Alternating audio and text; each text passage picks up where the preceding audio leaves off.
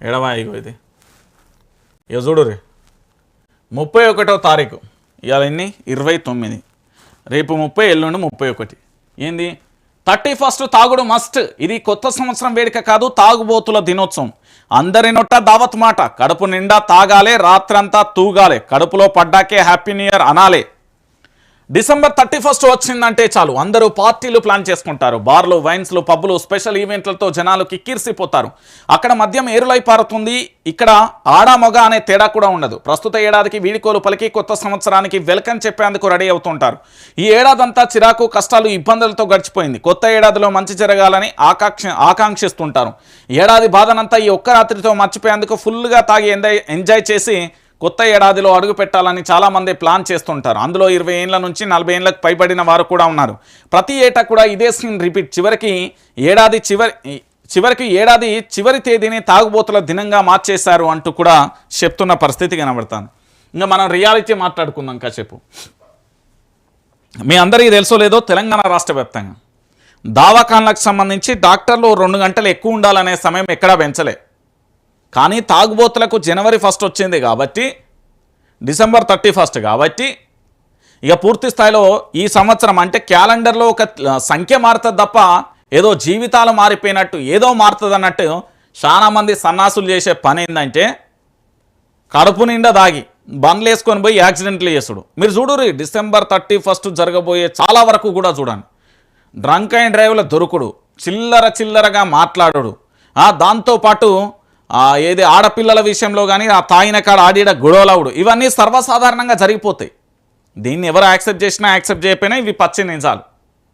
So December 31తోనే ఏదో వీళ్ళు పనిచేసే ఉద్యోగాలలో ఇంక్రిమెంట్లు పెరిగినట్టు, లేదా రాత్రి లాటరీ తాగి కోటీశ్వర్లు అయినట్టు, లేకపోతే 1000 మందిని దత్తత తీసుకున్నట్టు, లేదా ఎన్నో సేవా కార్యక్రమాలు చేసినట్టుగా సోది మొదలవుతుంది తప్ప ఈ తాగుబోతుల దినోత్సవంగా డిసెంబర్ 31ను మార్చేసారు.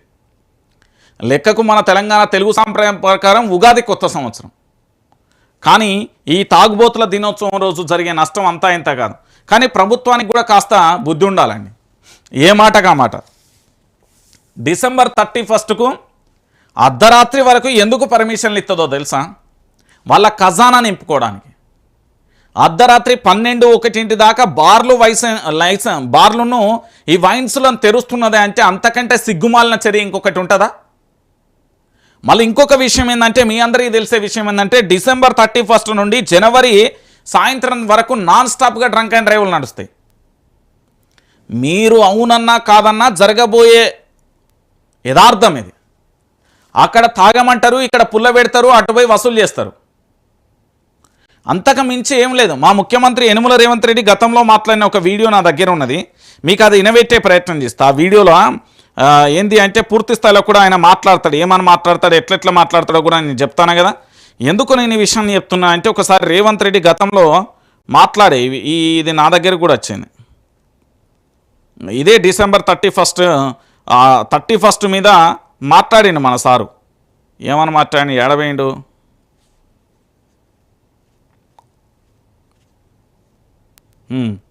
ఏడున్నావన్నా?